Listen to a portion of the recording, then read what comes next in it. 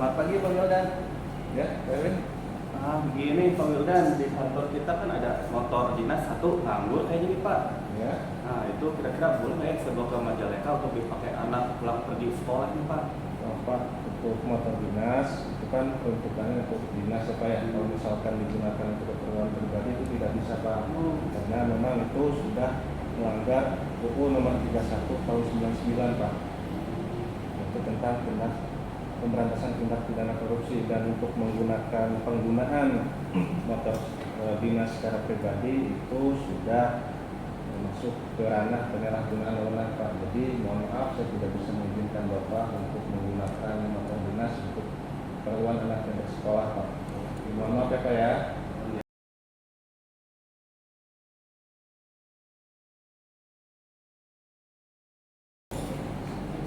Selamat pagi Pak Kepala Balai. Pak, selamat pagi Pak Wildan. Pak, saya mau membahas tentang rencana pelaksanaan pelatihan Pak. Oh iya silahkan. Seperti yang kemarin sudah kita bahas bersama ya Pak ya, mengenai program pelatihan Pak. Nah, program pelatihan yang akan kita laksanakan itu operator pemeliharaan listrik Pak. Nah, ini untuk programnya Pak, yang kemarin sudah kita bahas. Untuk judulnya itu operator pemeliharaan listrik. Nah, ini ada kode klasifikasinya, kemudian metode pelatihan itu rencananya akan dilaksanakan full secara luring Pak. Laksananya akan dilaksanakan di BLK kompetensi. Kemudian untuk standarnya itu kita mengacu ke SKKNI nomor 631 tahun 2016 dan SKKNI nomor 304 tahun 2019 ya. Nah, untuk persyaratan peserta itu minimal SMK Teknik Elektro dengan pengalaman kerja minimal 3 tahun sebagai teknisi listrik di industri manufaktur atau operator listrik ya di industri manufaktur. Nah, minimal 18 tahun. Kemudian persyaratan khususnya itu peserta memahami dasar-dasar kelistrikan dan mampu merakit peralatan dan sistem kelistrikan. Nah, kemudian ini ada unit untuk instrukturnya sendiri itu minimal S1 teknik elektro, kemudian memiliki kompetensi metodologi instruktur level 3 dan kompetensi teknisnya itu teknisi K3 listrik, minimal pengalaman kerja itu 1 tahun. Nah, untuk persyaratan instruktur itu sudah sesuai dengan ketersediaan instruktur di BLK kita Pak. Nah, kemudian untuk program pelatihan itu sendiri ada 4 unit kompetensi Pak. Nah, unit kompetensinya itu yang pertama melaksanakan pemeliharaan rangkaian motor listrik, kemudian yang kedua ada pemeliharaan komponen sirkuit pada gardu induk, kemudian ada melaksanakan commissioning system, dan yang terakhir itu ada memelihara lingkungan di tempat kerja. Nah, itu akan dilaksanakan selama 120 CP. Nah, tentunya untuk rencana pembelajaran itu ada di sini Pak. Nah, rencana pembelajaran itu sudah sesuai dengan silabus yang ada di program pelatihan yang sudah disusun Pak. Nah, kemudian untuk pelaksanaannya kita akan mulai di tanggal 8 September sampai dengan 23 September. Kita mulai di tanggal 8 September itu dengan materi memelihara lingkungan di tempat kerja. Untuk unit kompetensi yang pertama. Untuk unit kompetensi yang kedua yaitu melaksanakan commissioning system. Itu akan dilaksanakan pada tanggal 9 Pak, setelah pelaksanaan memelihara lingkungan di tempat kerja. Kemudian akan dilaksanakan pula di hari yang sama itu melaksanakan commissioning system. Nah, untuk commissioning system itu akan dilaksanakan selama 32 JP atau sampai dengan hari Kamis. Kemudian di hari Jumatnya tanggal 12 September itu sudah masuk ke melaksanakan pemeliharaan rangkaian instalasi motor listrik dan kontrol motor listrik itu selama 10 JP. Jadi nanti dari hari Jumat cuma 1 hari ya Pak, cuma hari Jumat. Kemudian di hari Senin minggu selanjutnya atau di tanggal 15 itu sudah masuk ke melaksanakan pemeliharaan rangkaian instalasi motor listrik dan kontrol motor listrik. Nah, ini akan dilaksanakan kurang lebih selama 50 JP. Nah, jadi ada dari Senin dari tanggal 15 September sampai dengan 19 September. Itu untuk jadwal pelaksanaannya Pak. Nah, kemudian untuk alat dan bahannya, sendiri itu sudah sesuai, sudah kami susun sesuai dengan apa yang ada di Proklat. Nah, sudah kami koordinasikan juga dengan pihak-pihak terkait Pak. Nah, ini peralatan itu kita set untuk 16 orang peserta dalam satu kelas. Bahannya juga sama Pak. Nah, ini bahan sudah kami susun juga untuk 16 orang dalam satu kelas. Jadi alat dan bahan sudah kami sesuaikan sesuai dengan standar yang ada. Nah, mungkin itu Pak yang bisa saya sampaikan. Barangkali ada tambahan, masukan atau koreksi. Oke, baik Pak Wildan, untuk ananya sudah bagus ya. Jadi tinggal dijalankan saja. Semoga lancar nanti dan tahap pelaksanaannya mungkin bisa betul aja Pak Wildan. Terima kasih Pak. Saya lanjut. Ya, silakan Pak.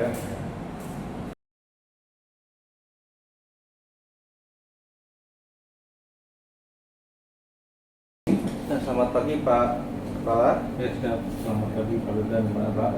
Saya ingin menjelaskan ini Pak, program pelatihan yang telah tersusun berdasarkan TNH yang sudah dilakukan pada tahun sebelumnya Pak. Jadi pada tahun sebelumnya kita sudah mensurvei beberapa perusahaan dan didapatkan bahwa kebutuhan di industri itu mereka membutuhkan pelatihan dengan judul Operator Pengoperasian Otomasi Elektronika Industri Pak. Dengan kode program pelatihan C.29.000.05.18.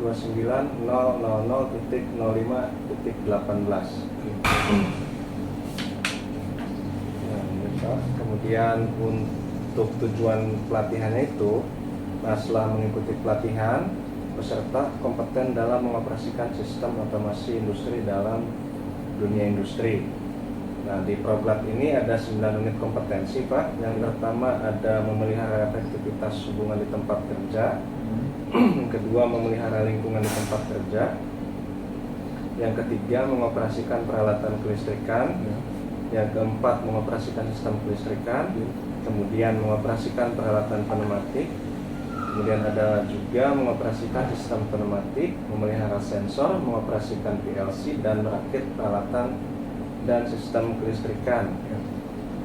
Nah, program pelatihan ini kurang lebih akan dilaksanakan selama 260 jam pelatihan atau kurang lebih 33 hari kerja Pak. Jika satu harinya itu 8 JP atau 26 hari kerja, apabila satu hari itu 10 JP. Nah, persyaratan peserta pelatihannya itu minimal SLTA, kemudian pria wanita dipersilahkan minimal 18 tahun. Kemudian untuk syarat kesehatannya itu tidak buta warna dan tidak bertato. Ya, kemudian untuk syarat instrukturnya itu minimal D3 teknik elektro atau teknik industri. Kemudian kompetensi metodologinya, sertifikasi diklat dasar instruktur, kompetensi teknisnya, sertifikat diklat dasar instruktur, kemudian pengalaman kerja minimal 1 tahun. Nah, untuk persyaratan instruktur itu sudah kami sesuaikan dengan instruktur yang ada di BLK kompetensi Pak. Nah, kemudian ini ada silabusnya Pak. Nah, silabus ini kami gunakan sebagai acuan instruktur dalam menyampaikan materi kepada peserta pelatihan. Nah, di silabus ini terdapat penjabaran mengenai masing-masing unit kompetensinya. Kemudian untuk alat dan bahannya itu kami sesuaikan dengan batasan variabel yang ada di SKKNI nomor 631 tahun 2016. Nah, di sini sudah dijabarkan per unit kompetensi. Jadi nanti ada daftar peralatan dan daftar bahan untuk masing-masing unit kompetensi. Ini nanti bisa disesuaikan dengan jumlah pesertanya Pak. Nah, Nah, mungkin itu dari saya Pak, barangkali ada koreksi, tambahan atau saran Pak. Ya, kalau dari saya sih untuk program ini ya, operator pengoperasian informasi elektronik industri sudah cukup bagus ya, sudah cukup sesuai mungkin dengan TNA ya. Ya Pak, sudah sesuai dengan TNA.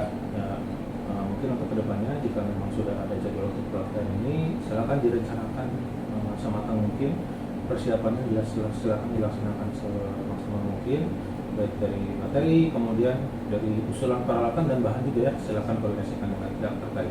Siap Pak. Mungkin itu aja arahan kita ya. Terima kasih Pak.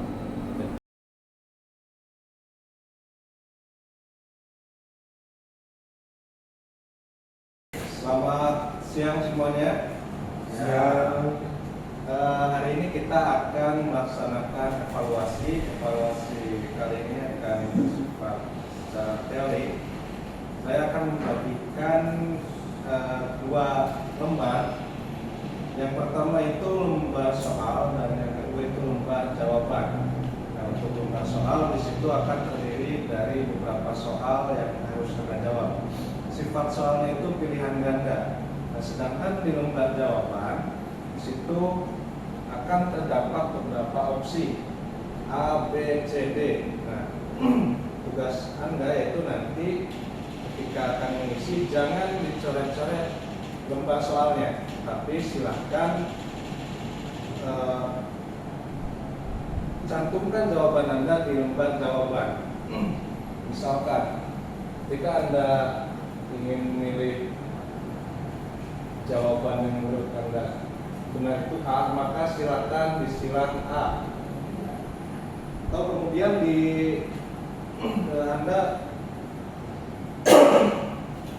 Anda ingin mengubah jawaban, maka silakan jawaban sebelumnya Anda coret 2. Kemudian silakan pilih jawaban yang menurut Anda benar. Misalkan Anda B. Kemudian Anda ingin mengubah lagi, silakan coret lagi.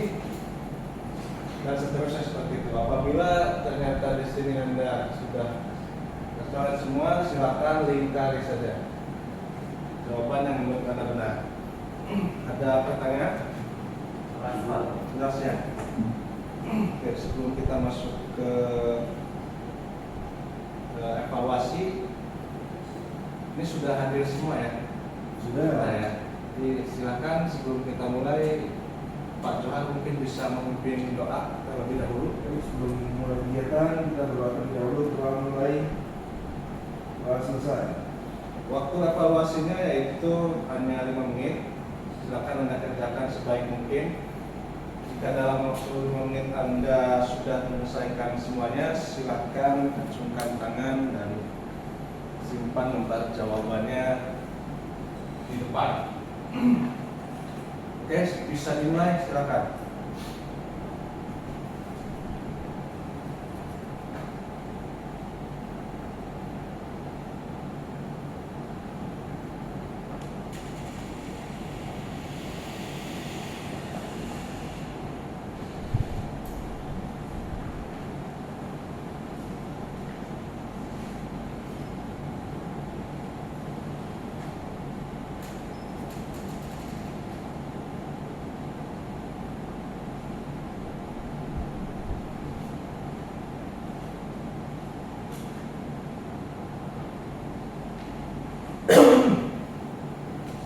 Tidak usah terburu-buru, masih terdapat banyak waktu. Periksa kembali jawaban dan lebih teliti dalam membaca soal, silakan.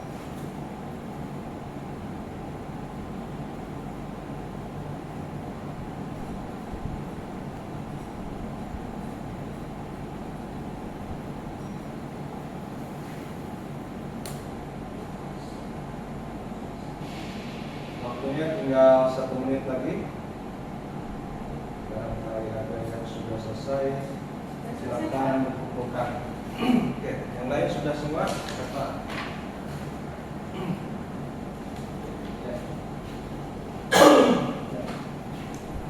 Oke,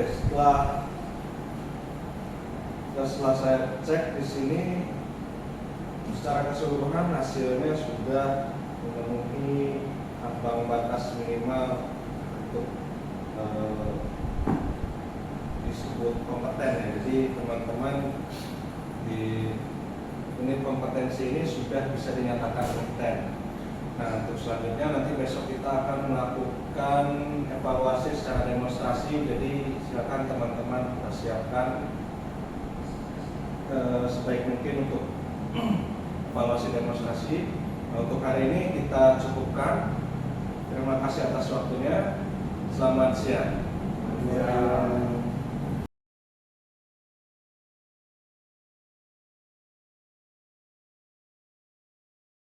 Oke, setelah evaluasi teori secara tertulis, kita akan lanjut ke evaluasi praktek. Namun sebelumnya kita akan masuk ke wawancara. Tapi sebelum wawancara, saya akan menjelaskan dulu skenario untuk tugas praktik demonstrasi. Nah, nanti Anda akan melakukan pengukuran dan pemeriksaan di panel listrik. Anda harus memeriksa kondisi, terus diukur tegangannya berapa. Kemudian nanti Anda coba operasikan dengan cara menyalakan sistemnya.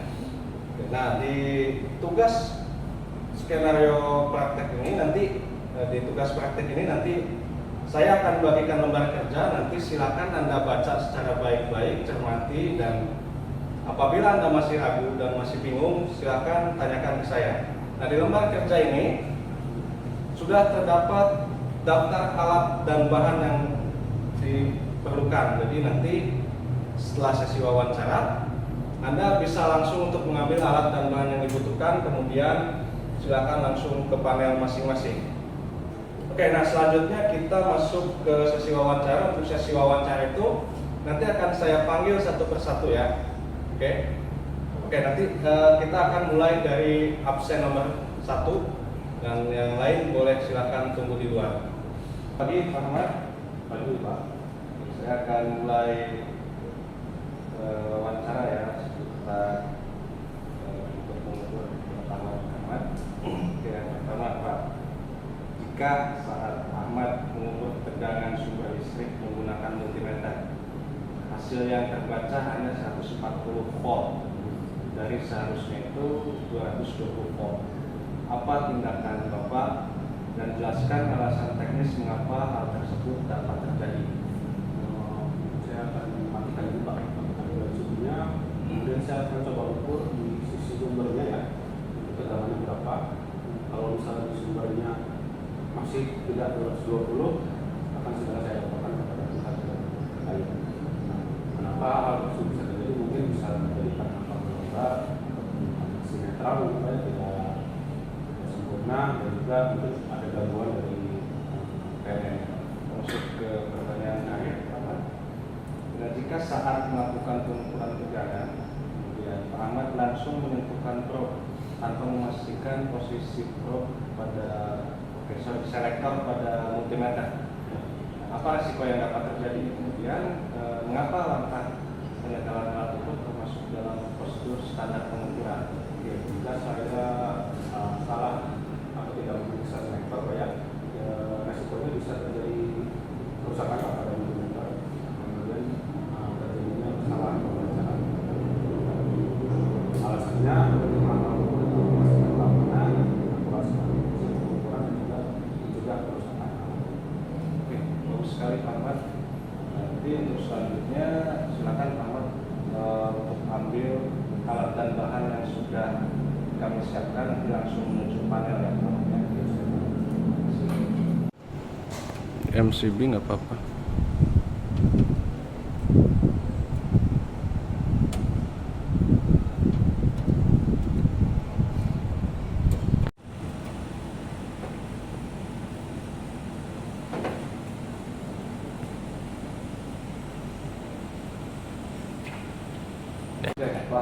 Pak Ahmad sudah melakukan tes simulasi praktek, kemudian di awal juga sudah melakukan tes tertulis. Nah, hasilnya itu seperti ini Pak. Secara keseluruhan Bapak sudah memenuhi aspek-aspek kritis yang sudah kami tentukan. Apakah Bapak keberatan dengan hasil yang seperti ini Pak? Tidak Pak. misalkan sudah tidak ada keberatan, Mohon untuk ditandatangani, Pak. Oke, terima kasih Pak Ahmad. Silakan untuk kembali ke tempat Pak Ahmad. Terima kasih.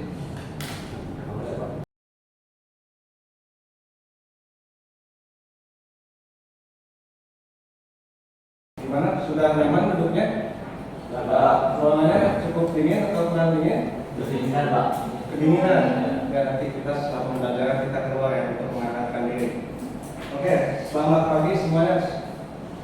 Pagi. Assalamualaikum warahmatullahi wabarakatuh. Waalaikumsalam warahmatullahi wabarakatuh. Oke, sebelum kita mulai pembelajaran hari ini, alangkah baiknya kita berdoa menurut kepercayaan masing-masing. Berdoa, persilakan.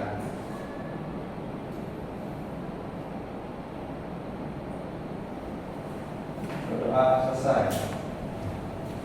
Nah, perkenalkan nama saya Wildan Syarifuddin Fajar. Saya dari BLK Kompetensi. Mungkin kalau dari sini sekitar 15 menit kalau tidak macet. Jadi teman-teman mungkin kalau ingin berduduk silakan, kami tunggu. Atau mungkin nanti teman-teman ingin mengikuti pelatihan di BLK Kompetensi juga silakan. Nah, saya sebagai instruktur teknik elektronika. Nah, di situ ada kontak saya, ada nomor HP dan email. Barangkali ada yang ingin ditanyakan atau teman-teman dan sekedar ingin menyapa saya, silakan dihubungi saja, jangan canggung. Oke, absen dulu ya. Arifin, Ayo, Pak. Lilian, Fadil, Ali, Iksan. Hadir, Pak. Oke, hadir semua ya. Tidak ada yang hafal hari ini. Semoga sampai pelatihan sampai Ujikom nanti kita tetap lengkap jumlahnya. Nah, peraturan pembelajaran kali ini yaitu yang pertama, tidak diperkenankan untuk tidur, tidak diperkenankan untuk makan dan minum, tidak diperkenankan untuk ngobrol, dan silakan alat komunikasinya untuk di silent atau sebaiknya lebih baik dimatikan. Nah, judulnya ini, cara memeriksa sistem catur daya sesuai dengan prosedur dengan unit kompetensi mengoperasikan peralatan berlistrikan. Oke, pembelajaran kita hari ini akan mencakup mengenai tujuan dan manfaat, pengertian catur daya, kemudian alat yang digunakan untuk memeriksa catur daya, cara memeriksa catur daya, kesimpulan, aplikasi, dan evaluasi. Nah, oke, kita masuk ke tujuan dan manfaat. Tujuan pembelajaran kita hari ini yaitu setelah selesai pelatihan, peserta dapat menjelaskan cara memeriksa catur daya sesuai dengan prosedur. Manfaatnya yaitu peserta dapat menjelaskan cara memeriksa catur daya sesuai dengan prosedur supaya dapat meminimalisir kerusakan pada sistem otomasi. Oke, review dulu ya.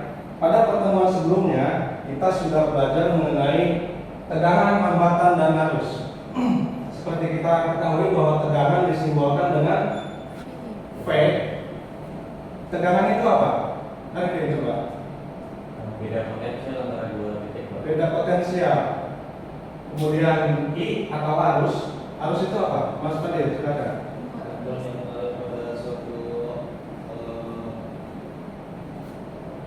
Pada suatu jaringan lingkaran.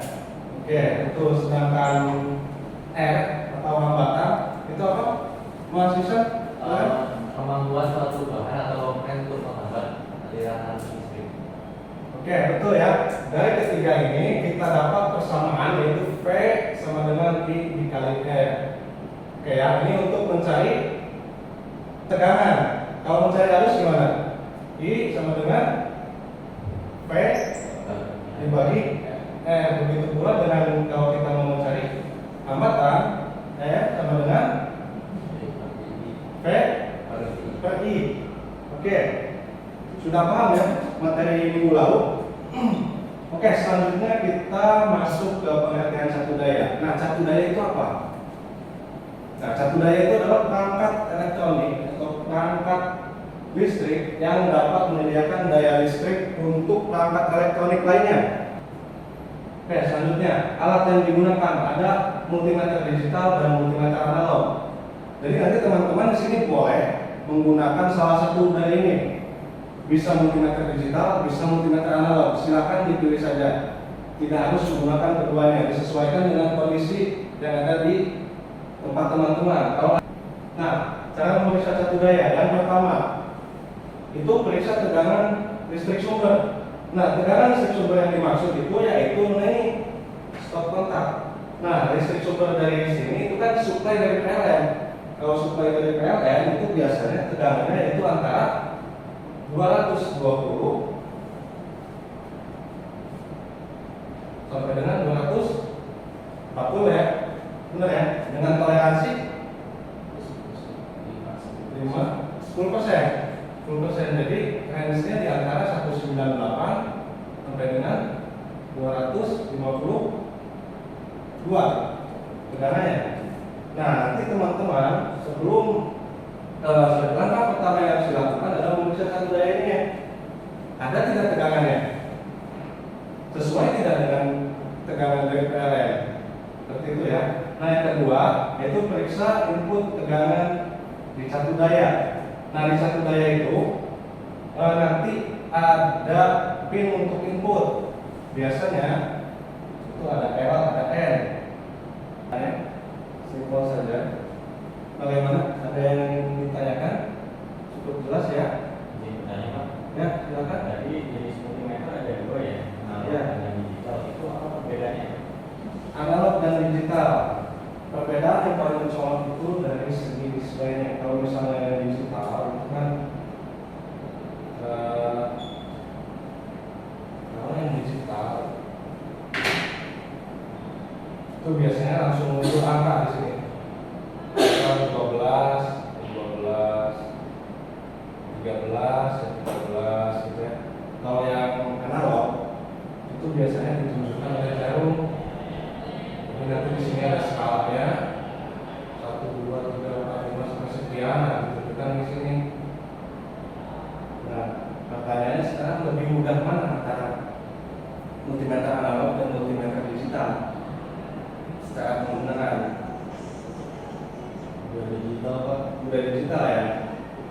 Memang secara penggunaan digital lebih memudahkan, tapi di analog keunggulannya yaitu dia lebih tahan dari lonjakan arus. Sedangkan yang digital itu lebih rawan untuk rusak terhadap lonjakan arus dan tegangan. Itu gimana? Berarti? Jelas Pak. Benar. Oke. Saya bacakan dulu kesimpulannya, nanti kita ada tanya jawab lagi, silakan. Kesimpulannya itu apa? Satu daya adalah perangkat elektronik yang menyediakan daya listrik untuk perangkat elektronik lainnya. Kemudian alat yang digunakan untuk mengukur memeriksa satu daya adalah multimeter, bisa menggunakan multimeter digital maupun analog. Kemudian cara memeriksa satu daya itu yang pertama periksa tegangan listrik sumber, periksa tegangan input satu daya, periksa tegangan keluaran satu daya. Pastikan tegangan keluaran satu daya sudah sesuai dengan kebutuhan. Kemudian yang terakhir periksa LED indikator. Oke, sudah jelas ya. Ada yang ingin ditanyakan lagi? Silakan. Pak, mau bertanya? Ya, silakan. Apa yang terjadi jika tegangan keluar satu daya tidak sesuai dengan kebutuhan perangkat elektronik? Oke, misalnya keluaran satu daya itu misal keluarannya 12 volt. Keluaran satu daya, sementara yang dibutuhkan oleh perangkat elektronik itu 6 volt. Maka apa yang akan terjadi? Kebutuhannya 6 volt, ini satu daya 12 volt keluarannya. Yang terjadi apa? Kemungkinan terburuk adalah komponen-komponen elektronik akan cepat rusak. Gitu. Kemudian kinerjanya juga tidak akan stabil karena tegangannya terlalu tinggi. Gitu. Oke, cukup jelas, Aisyah? Cukup. Oke, ada lagi yang ingin ditanyakan? Cukup ya? Oke, kalau misalnya tidak ada lagi yang ingin ditanyakan, kita lanjut ke aplikasi. Nah, sekarang giliran saya bertanya. Alat apa yang digunakan untuk memeriksa cat budaya? Ada yang bisa jawab? Saya Pak Ya, menggunakan multimeter Pak. multimeter. Mas Isan, boleh nggak kita memeriksa cat budaya menggunakan multimeter digital? Boleh Pak. Kalau William, kalau pakai multimeter analog boleh? Boleh, bisa berarti ya.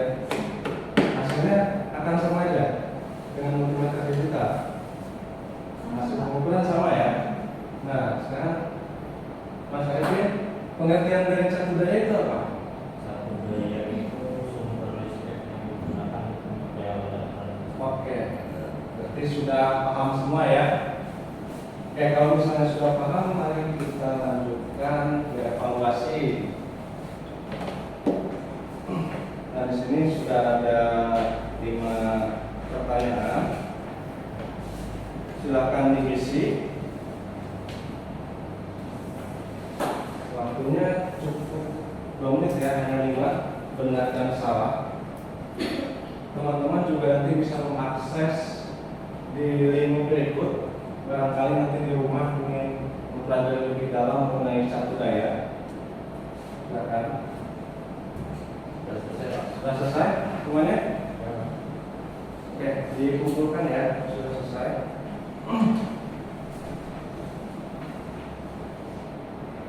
Terima kasih. Kita lihat hasilnya. Secara keseluruhan nilainya sudah benar semua ya. Nilainya sudah 100. Hanya Ihsan yang masih di bawah kriteria minimum. Nanti mungkin untuk Mas Ihsan silakan diakses kembali. Silakan dipelajari lebih lanjut mengenai soal-soal tadi ya. Kita dalam lagi karena untuk materi selanjutnya mungkin kita akan lebih sulit daripada ini, gitu ya. Oke. Nah, ada tugas untuk teman-teman di rumah. Silakan teman-teman cari 5 perangkat cat budaya yang umumnya digunakan oleh masyarakat. Kemudian silakan buatkan rangkumannya. Bentuk filenya boleh PDF, boleh Word, silakan. Nanti dikumpulkan jam 8 malam hari ini ke email saya. Wildan Saifuddin Fajar. Oke, ada yang ingin ditanyakan? Masalah tugas? Cukup ya? Oke, kalau misalnya sudah tidak ada yang ingin ditanyakan lagi, silakan teman-teman untuk membereskan mejanya kembali, rapikan kembali.